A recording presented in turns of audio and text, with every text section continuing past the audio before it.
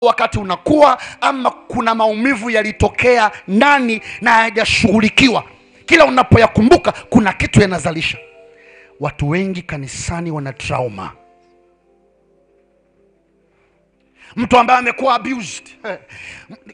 Tunalea watoto kwenye misingi ya kuwapiga. Unakula kisago, afu unaambiwa nyamaza. Yaani huo ni uuaji. Yaani unapiga mtu, afu unaambia nyamaza asilie. Unaumba jambazi. Na yako mengi.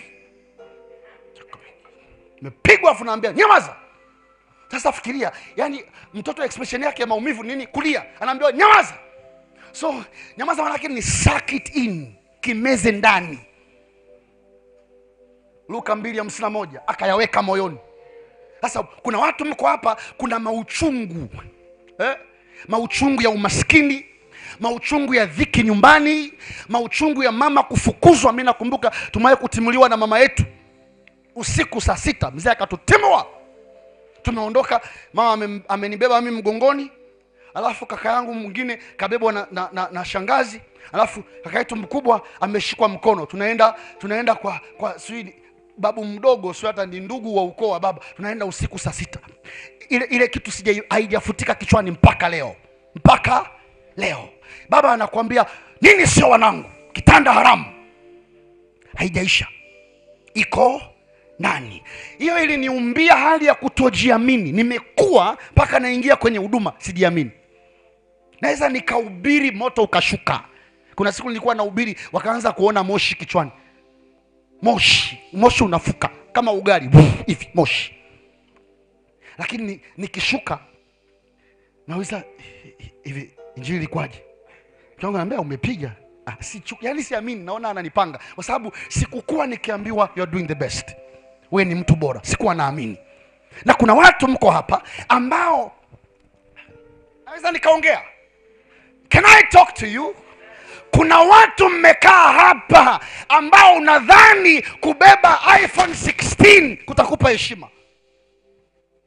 Unadhani kuweka mawigi na nywele human hair ya Brazilian itakupa heshima. Unadhani kupaka vitu usoni kutakufanya ukubalike. Nisikize, kama huwezi kujikubali bila wigi wala simu wala nguo ya gharama, bado hujiamini ndani. Shida imekaa huku. Na tuko kanisani, tuko busy kujengwa, kutafuta hela, kutafuta upako, kutafuta neema. Utakuwa na upako, utakuwa na neema, lakini watu wanakimbia karibu yako kwa sababu wewe si mtu mzuri wa kukaa naye. Una maumivu ndani. Am I talking to somebody? Naongea na mtu mahali. Utakuwa mtu ambaye unaimba, ni mwimbaji, kipawa kipo, tabia mbaya. Kishika maiki kuomba, moto unashuka. Ukitua maiki haufai kuwa karibu. Kwa sababu trauma hazifunikwi na maombi, zinahitaji therapy.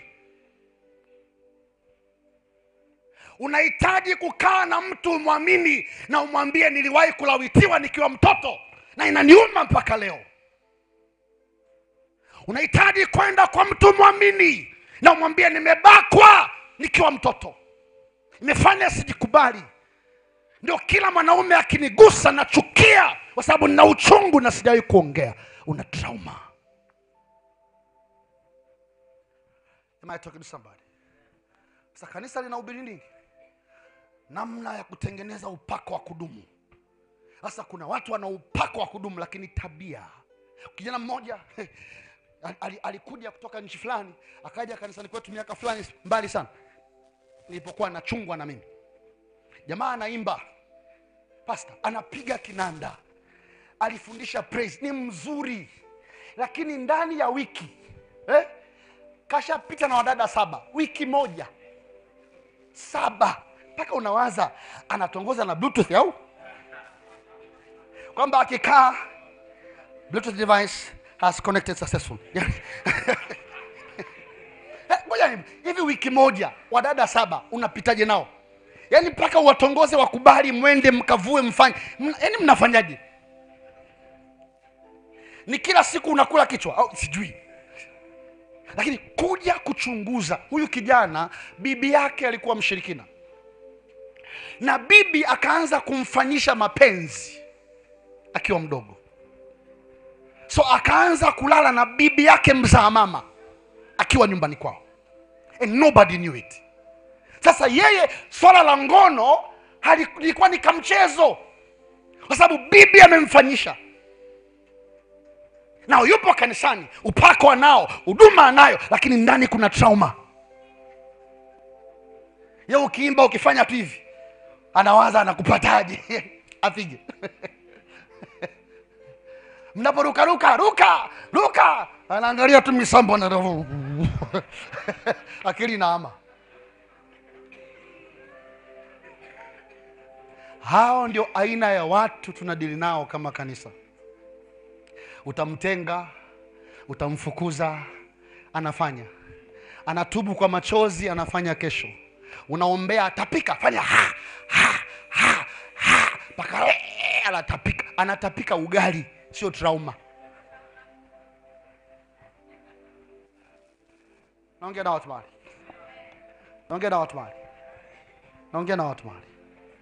Wako wadada hawaamini katika kupendwa, afu unaoa ngoma ya namna hiyo. Kiambia nakupenda mke wangu.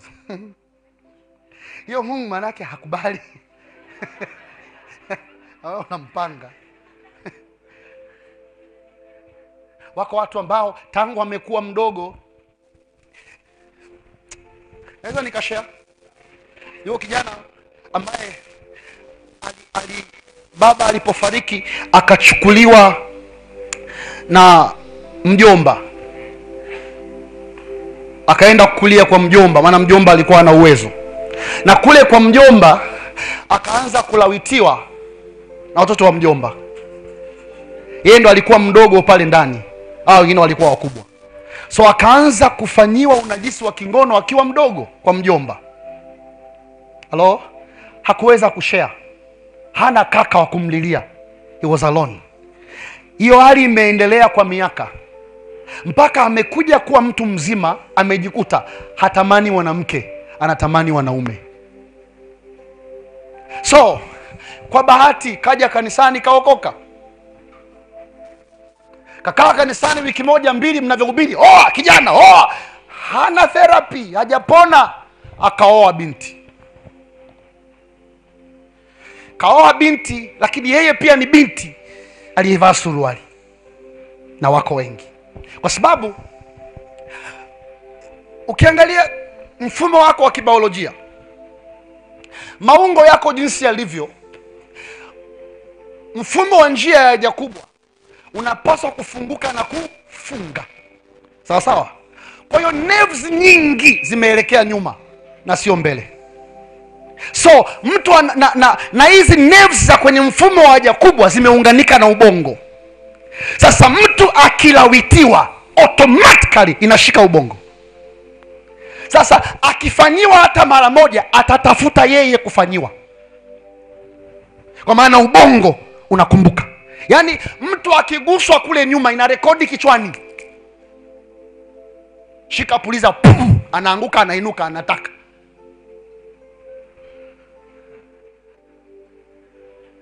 Naongea na watu mahali. Sasa dada ameolewa na kijana kanisani mzuri, tanashati kapendeza hivi, mtoto msupu huyu hapa. Siku moja anamfumania mume wake anafanya mwanamke na mwanaume mwingine. Haya mambo yapo na wamo kanisani, na amyaongei ili kuwavutia tu walio nje, lakini ndani kuna shida. Mhubiri gani aseme haya? Hakuna. Sisi tunapiga tu. Naona ukiinuka, ninasikia upako kwenye kidole cha kulia hiki, njoo gusa. Naisha kuambia unakuja na ishia kugusa tu unaanguka. Naongea na watu mali. Sasa tunapataje kupona? Bwana asifiwe. Tunapataje kupona? Changamoto kubwa inayotokea, msikize, kwenye jambo la kwanza hapa, adui amebadilisha falsafa ya ndoa. Maana ya ndoa sio maana ya ndoa tena. and it's a big struggle in the church. What is the philosophy of marriage? Mtu anaamini kuoa ama kuolewa, mtu anaweza akachukuana na mtu akaishi au wameoana. Falsafa ya ndoa kwamba ndoa ni wazo la Mungu haipo tena. Ndio maana tunaachana kirahisi. Sema haitakuwa fungu langu. Sema haitakuwa fungu langu. Unajifunza kitu. Unajifunza kitu. Falsafa ya ndoa adui ameichezesha. Jambo la pili, ameingiza mashaka kwenye ambacho tunakiamini. Kumekuwa na mashaka kwa sababu unakuta kanisani pastor amedivorce. Sasa pastor akidivorce, mshirika anaona kama pastor ameshindwa, mimi sitaweza. Kwa sababu tunaposoma hapa mbele wanaamini katika sisi kwamba kama baba amesimama na mimi. Nakumbuka juzi nimepata msiba wa mama yangu. Mwili umeingizwa kanisani na nikaambiwa kusimama kutoa neno la shukrani. Nikasimama. Sio kitu chepesi. Kuna jeneza la mama yako pale na wewe unaongea na ndio pastor. Lakini Mungu akanipa ujasiri nikaongea na nilikuwa na tabasamu all the time. Kuna mshirika akanitumia message ya baba, naomba Mungu anipe moyo kama wako. Wewe ujasiri wa kuweza kuongea na kuimba mbele ya jeneza la mama yako. Sasa nimeshangaa. Hata changamoto zangu nitavuka. Unaona? Mimi napitia hali ya kawaida. Kuna mtu ni somo kwake. What if nikiacha mke? Si unanielewa? Kwa nikwambie brother, mke wako sio tu mke kwa maana ya mwenza. Sawa? Ni mtumishi ambaye amesubmit chini ya neema uliobeba. Sasa ukai naye kama mke tu, na kuna mambo ufanye kwa sababu unatetea huduma yake. Kama ana huduma ya wanawake na wewe ni mume wake, manake ukimpiga tukio umechinja na ile huduma. Naongea na watu hapa ndani. So you should know kwamba mimi sisimami kwa ajili yangu, kuna watu nyuma yangu. So kama kiongozi kuna mambo najikana. Anasema Paulo anawaandikia wa Thessaloniki, kila mmoja ajue kuweza mwili wake. Maana jua kujikontrol. Lakini sasa unawezaje kujikontrol kama haujui tatizo lako ni nini? Do you know what's your trauma? Unajua shida yako ni nini? Kwa sababu trauma inaibuka kupitia vitu vinaitwa triggers. Triggers ni viamshi ama vichocheo.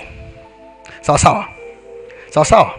Kwa mfano, umeishi maisha magumu ya kudharaulika, ya kusimangwa, ya kutukanwa, ya kuonekana huna akili.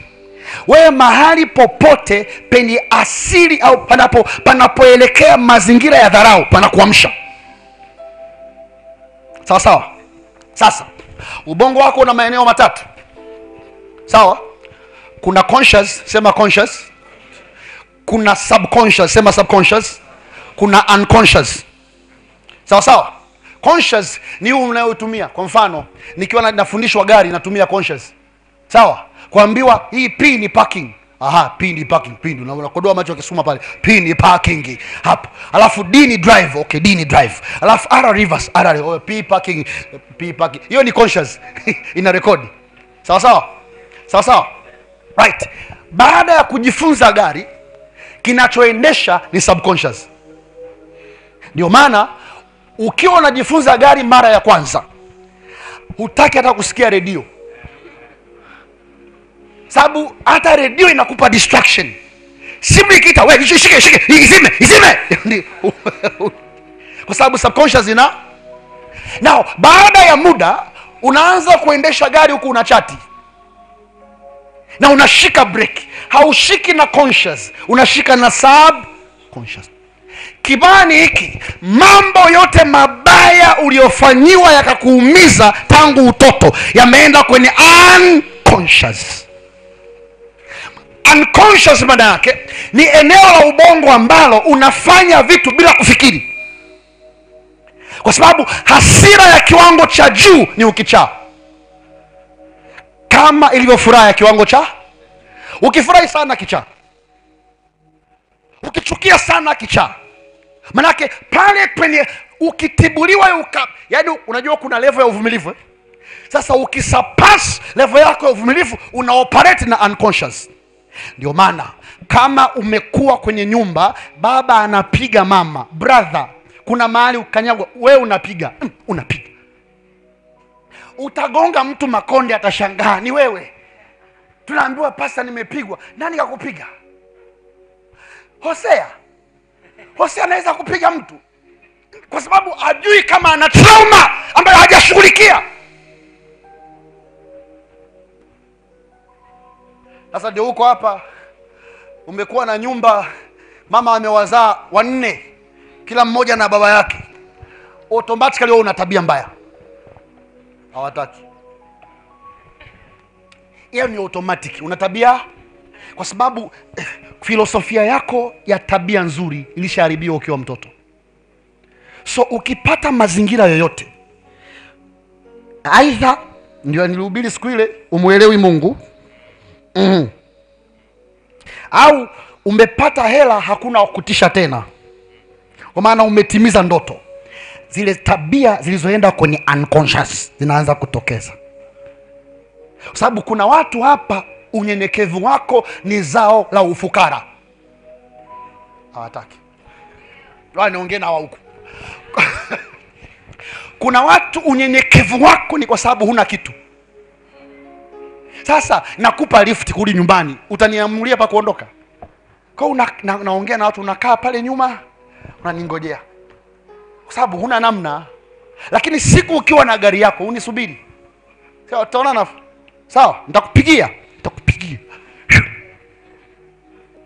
Sasa ukipata hela, moja ya kazi ya hela inafanya ni kukupa ujasiri. Sema ujasiri.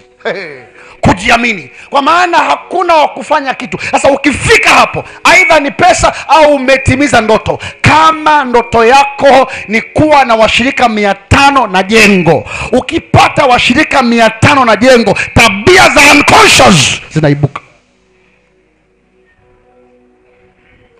Ndio maana kusimama na Mungu miaka 6 haimaanishi utasimama na Mungu mwaka wa 7.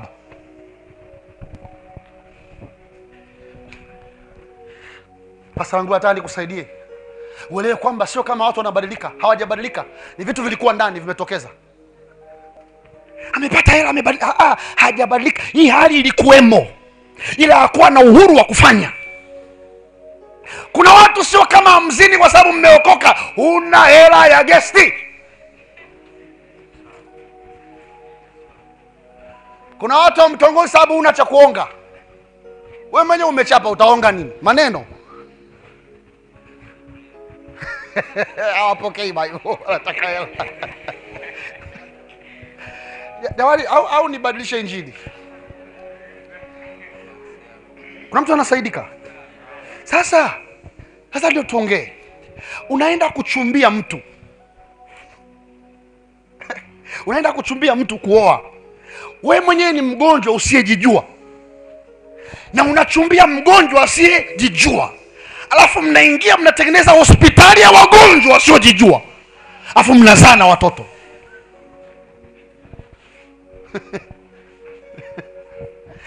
Naongea na watu mali. Mimi nashangaa hapa Salangula. Eti kozi basic ni miezi 3. Ni kozi? Si ndio kawaida mifumo ya elimu. Basic ni miezi mpaka 6 au 9. 9 ni advanced certificate, si ndio? Lakini masomo ya ndoa mwezi au wiki 2. Wengine hamna. Ndio mnajifunza ndoa, namna ya kwenda kuanzisha society nyingine. Wiki 2. We are joking. Sasa kuna watu ambao tuko nao. Jamani, bado mnanisikiza? Tuko na watu kanisani ambao mme ajielewi, mke ajielewi, afu wamekaa pamoja. Sasa unashangaa ndani ni vurugu. Kuna mmoja alinifuata. Mwanamke alikuja anataka counseling. Akaambia baba, huyu mwanaume amenishinda. Mwanaume ni mzinzi mbwa. naomba aje kwenye, asema aje kwenye deliverance. Sawa, mlete. Alipokuja sikuanza na maombi. Nikamwambia mimi nakupa session kwanza. Hebu tukae tuongee. Niambie historia ya maisha yako. Akaniambia mama yangu ni mke mdogo. Baba alioa, baba alimpa mimba mama, alafu akamchukua, tukaja kuishi kwenye nyumba kubwa na mke mkubwa. So napata akili kuna mama hawa wawili. Alafu baba amezaa tena pembeni huko kila mahali. Ba mdogo kazao ovyo, kaka zake wakubwa wanawake wawili. Sasa yeye, sasa pastor, mimi sio mzinzi ila najikuta. Hiyo kujikuta manake ni msukumo wa kitabia kulingana na makuzi na malezi aliyopitia. Sasa wewe unaanza kumwombea, unachukua hadi shati unaivaa kwenye maombi, rako tanamaya elaya. Pepo anapata nguvu kwenye mlango. Waefeso sura ya 4 mstari wa 27. Wala msimpe ibilisi nafasi. Maana yake ni kwamba hana nguvu bila nafasi. Na nafasi kubwa kwetu ni trauma. Ndio anazotumia. Trauma. Familia nyingi ambazo baba akuzaa nje, mama akuzaa nje, asilimia kubwa watoto kama pia baba wakubwa, baba wadogo, yale mazingira ya ukoo hayana hizi tabia, hawafanyi kwa sababu hawana hiyo picha. Lakini familia ambazo baba aliwazaa 4 5, hii ni changamoto tayari. Ndio maana kuna watu hapa, wewe kaa mbali na wadada, acha kuchikachika nao. Wewe tayari ni janga, yani ni bomu linalongojea tu tiko lilipuke.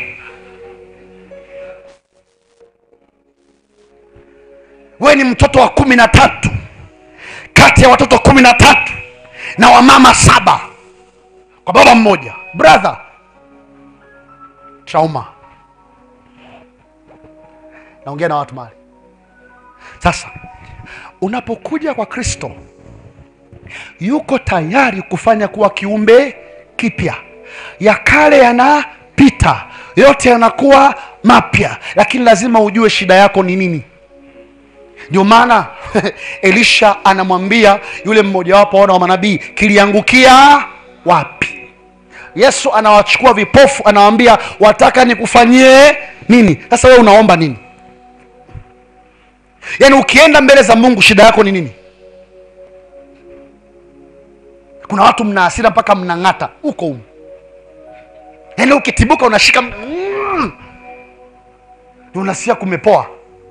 Lakini wewe tukiangalia pia ulikuwa unang'atwa na mama yako au bibi. Kuna watu wana changamoto ya uaminifu, lakini ni asili mahali ametokea, sio hata maroho makuzi. Bwana Yesu asifiwe. Bwana Yesu asifiwe. Bwana Yesu asifiwe. Tunaposema tunaingia kwenye ndoa, unafahamu unaingia kwenye nini?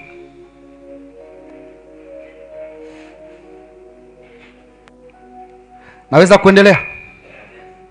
Naweza kuendelea? Naweza kuendelea? Naweza kuendelea? Bado napendwa? Bado napendwa? Bado napendwa?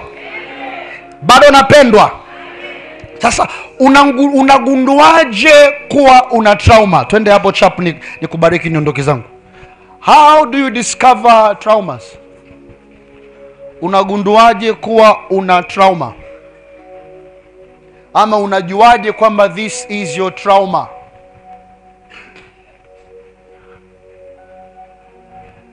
Cha kwanza, unagundua kupitia mambo yanayokupa hasira kwa haraka. Anything that irritates you,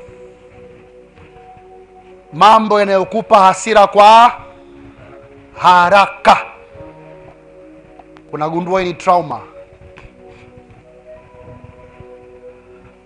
Mambo yanayokupa hasira kwa haraka, msifanye haraka kukasirika. Efeso 4:26, muwe na hasira msitende jambo linalokupa hasira kwa haraka. Kwa haraka.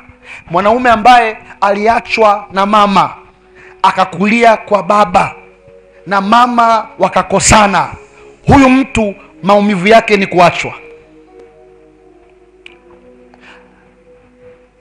Number 2, mambo yanayokutisha, the things you fear, yanakuonyesha trauma imekaa hapo.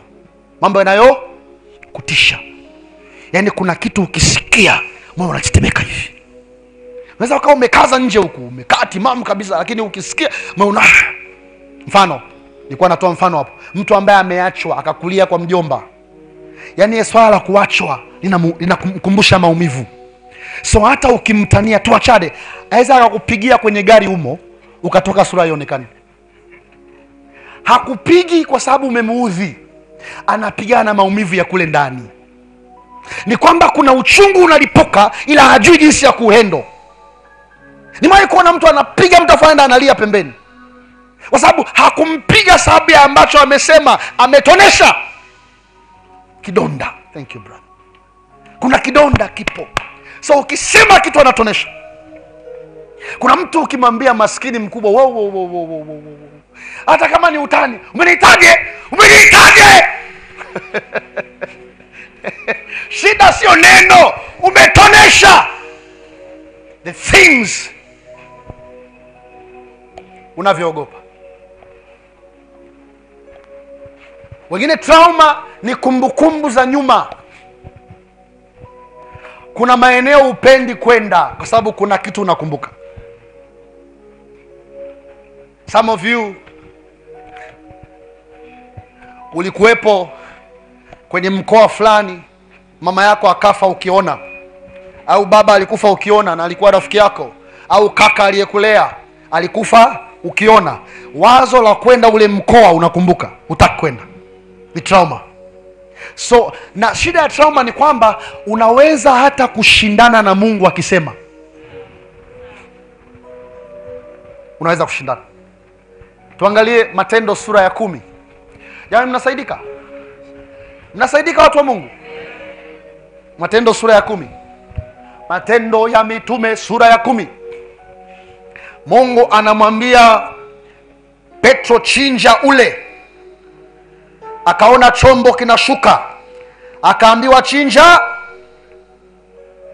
Haleluya, haleluya. Mstari wa 11, akaona mbingu zimefunuka na chombo kikishuka kama nguo kubwa, inatelemshwa pembe zake 4 hata nchi, ambayo ndani yake walikuwamo aina zote za wanyama wenye miguu 4 na hao watambaao na ndege wa angani. Kisha sauti ikamjia kusema, ondoka Petro, uchinje ule. Lakini Petro asema, asha Bwana, kwa maana sijakula kamwe kitu kilicho kichafu au najis. Anamgomea Mungu, si mimi. Trauma inaweza ikafanya Mungu anakuonyesha mke wako ni Mchaga na ulisha hapa, sitaoa Mchaga mimi. Wamenasa wengi hapa. Kwa sababu kaka alioa Mchaga, akasusa familia, wakaachana, akachukua watoto, akauza nyumba. Sitaoa Mchaga mimi. Na kumbe kwenye wito uliopewa ni mangi.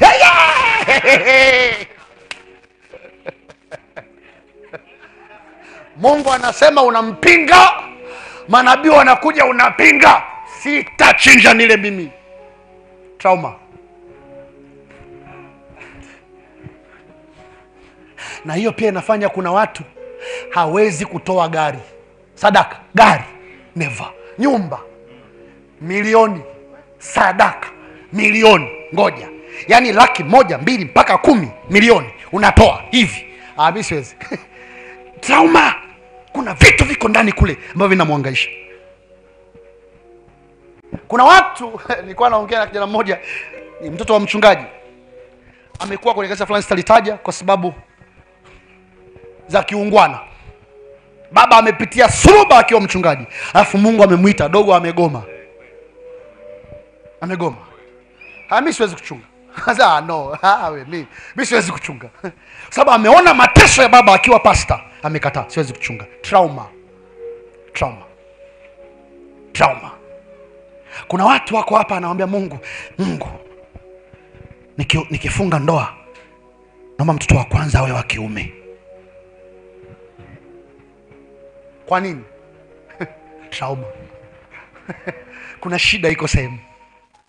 Na wako wadada ambao anaomba mtoto wa kwanza awe wa kike, kwa sababu yeye baba alipofariki dada yao aliwasomesha. Najua nikipata mtoto wa kike hata kama ikitokea changamoto atasaidia wadogo zake. Sasa shida sio kama anaomba kwa sababu ya Mungu. Yako maombi ni trauma, zinapushu namna unaomba. How do you discover hasira isiyoisha? Kuna saa moyo unauma na hujui unauma nini. Umewahi kupita hapo? Moyo unauma na hujui unauma nini. Halo? Hauna raha tu. Trauma. Kuna watu ambao nimewaona Pastor wamefanikiwa lakini hawezi kuenjoy. Kuna mtu sitamtaja. Ilimwambia njoo upumzike. Sasa siwezi. Yaani maisha yake yote hajawahi kukaa mahali akahudumiwa, hawezi. Nimewahi kuwa na mtu hotelini akachukua vyombo hata kwenda kuosha. Nakueleza. Kwa sababu ameishi kama punda akitumikishwa. So ndani yake hajui kutulia. Sasa unakutana na mtu wa namna hii, unataka kumpenda. Bwana mseme mke wangu, mnaniruhusu? Mnaniruhusu? Na anaangalia na kuchana. Mke wangu alikuwa na struggle ya kuendesha gari. Hiyo tukapambana ikaisha. Kuogelea mpaka kesho. Ataenda bichi, atavaa nguo za baharini, atakaa kwenye kile kitanda, anachati. Mimi nitakata maji, nitaenda nitarudi. Hataki. Kwa sababu alipokuwa mdogo walikuwa wanaenda kisimani. Sawa? Alipokuwa anainama kuchota, mwenzake wakaja mbio akamsukuma. Kwa bahati mbaya akatumbukia, akanywa, wakamuokoa. Sasa ile picha haijaisha kichwani. Hataki maji. Hataki maji Pastor Rose mpaka leo. Na ananiona hataki maji. Ni nini? Trauma. Kuna watu nimeona wana pesa lakini hawezi kula vizuri. Anawapangia familia dagaa, mchicha, tembele. Nyama ya nini?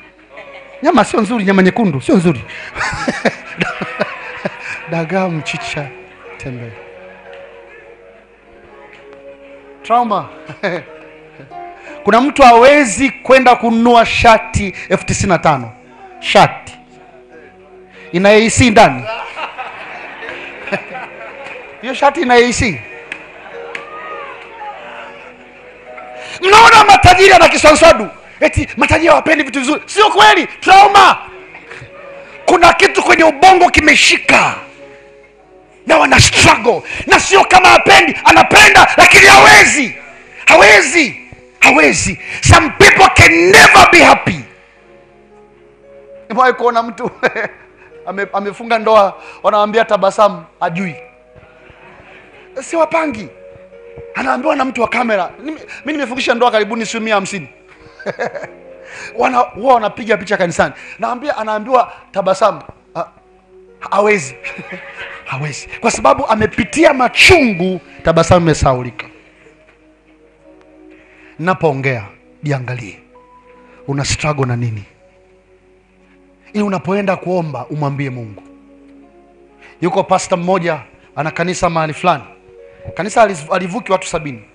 Anapata watu wazuri lakini shida ni hasira. Anafukuza kila siku. Yaani upako alionao ni kufukuza. Anafukuza. Na anakuja madhabahuni anasema, "Hivyo hebu simama wewe. Hebu simama tu, mmoja hapo simama." Sasa uhusiki lakini ni mfano. Jina lako nani? Kathe. Hivyo wewe Kathe unajikuta nani kwenye hili kanisa? Jumapili yo pastor. Unajikuta nani? Beba vitu, toka nje. Washirika waongeze, lakini mtu ana maumivu. Maana hata mkewe wanagombana. Nashangaa siku moja mama mchungaji kaama kule, kapeleka kiti kule nyuma.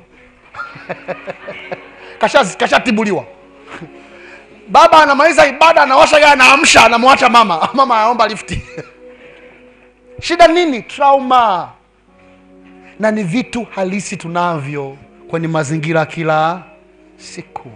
Unaona pastor maneno makali, anatukana watu, anafoka, mchungu. Shida sio nyinyi, ana maumivu ndani. Na mbaya zaidi ni kwamba samaki ana mengi ya kusema, lakini mdomo una maji. Ataongea na nani? Wewe utaenda kuongea nani kama pastor? Utamwambia nani? And people are crying. Watu wanafanikiwa kihuduma. Unashangaa pastor, umesikia liskendo huko, sasa Mungu wangu yule ni yeye, kwa sababu ni mtu anahitaji mahali pa kucheua. Ndio maana my friend, hata kama hauna watu wengi, kuwa na hata mtu mmoja ambaye Mungu amekuaminisha. Unaweza ukakaa ukamwambia, bro, nasikia kiu ya bia, na asikuhukumu. Halo? Kuficha kumewaua wapendwa, na hasa watumishi. Kuficha. Ngoja nikwambie. Nataka nimalize sasa. Unapokuja kwenye maombi, sema ambacho Mungu anafanya ni kung'oa mzizi wa tatizo. Unasikia vizuri? Ukimleta mtu deliverance, hii ni mchungaji deliverance, nafanya sana hicho kitu. Deliverance ya kwanza Mungu anayofanya ni kung'oa mzizi. Marko 11, nyauka mpaka shina, anang'oa mzizi. Ila mzizi ukinyauka, matawi bado yana ukijani. Kinachosumbua sio mzizi tena, ni mazoea. Kuna watu kiu ya pombe imeisha, ila mazoea ndio yanayomtesa. Kuna watu kiu ya zinaa imeisha, ila mazoea yanamtesa. Sasa ili kupona mazoea, unabadilisha mfumo. Naongea na watu mahali. Sababu mwisho wa siku kuna watu wanashangaa, umeombewa kimerudi tena. Uliombewa ikaisha, wiki, mwezi, mwaka, kimerudi tena. Sio pepo karudi, mazoea. Kwa mfano, mimi nilikuwa changamoto yangu mikubwa ilikuwa hii. Nimeanza nikiwa na mtoto wa miaka 7. Nikikasirika sana, nawasha sigara ya karatasi. Mimi hapa mhubiri. Mimi huyu nabii wa leo. Sigara nachukua gazeti na roll, naenda nyumba ya nyumba. Nikiwa navuta ule moto. Nayo niliona kwenye movie. Kuna Sterling alikuwa amekasirika, akaenda kuvuta. Huko anatukana. Kwa mimi kaniingia miaka 7 kwamba nikasirika, nikivuta inaisha. So nikiwa napuliza, najiona kama dharumenda. Meregu jabadada.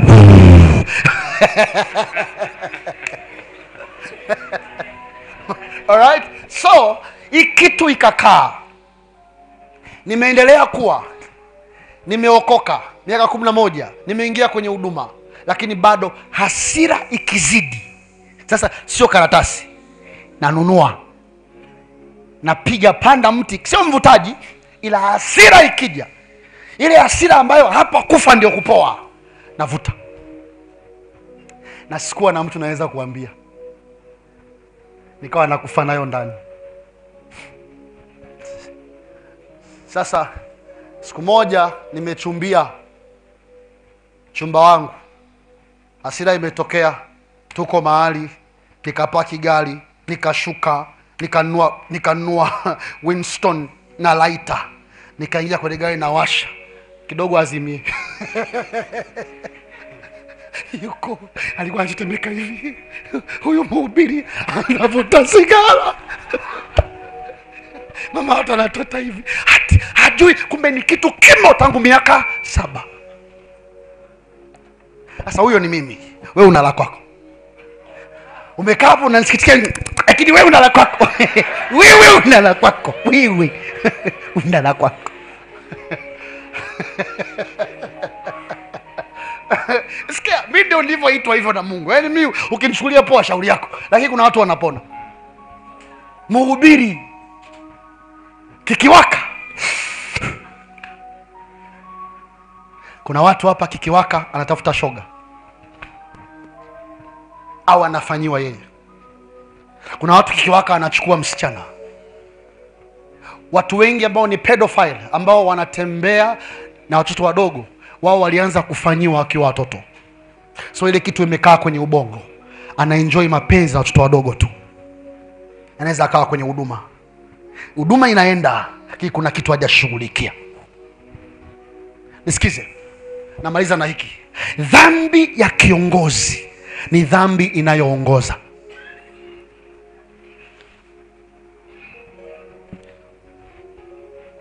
The sin of a leader is a leading sin.